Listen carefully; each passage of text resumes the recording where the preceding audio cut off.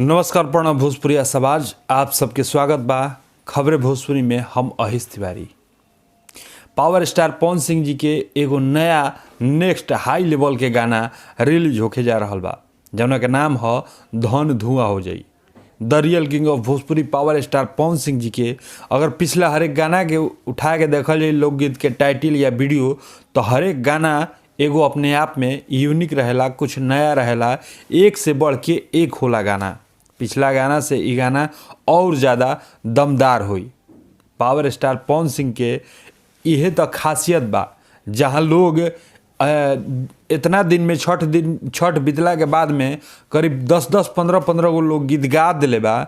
ओमे power star Pawan Singh जी मात्र अभी एगो काल रिलीज करब सुबह 6:30 बजे शुभ लाभ फिल्म से गाना के। उ गाना के बनावे में इतना समय यही के चलते लागेला कि गाना के साथ साथ भरपूर ओमे क्वालिटी देवे के रहेला।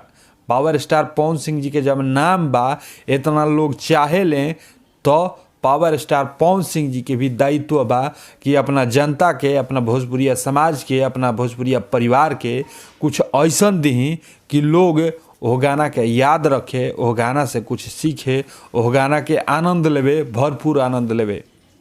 तो वह सब के बता दी कि कल सुबह 6:30 बजे शुभ लाभ फिल्म्स के चैनल से धन धुआं हो जाई एल्बम रिलीज हो रहा बा।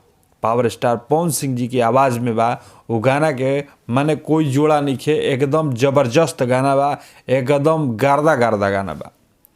रउआ सब से आग्रह बा कि वो गाना के रउआ लग सुनी और अपन प्यार दी। गाना एकदम उम्मीद पे अपना खरा उतरी। रउआ लोग जितना पावर स्टार पवन सिंह जी से उम्मीद लगैले रहिला कि जब पवन सिंह के गाना आई तो पूरा लगन में गर्दा हो जाई, तो बस लगन स्पेशल उ गाना आ रहल बा। लगन में गर्दा होखबे करी, बवाल मची, गर्दा होई, एकदम जय जय हो जाई। कल सुबह 6:30 बजे शुभ लाभ फिल्म्स पे रउआ लोग वो गाना के आनंद ले सकतनी।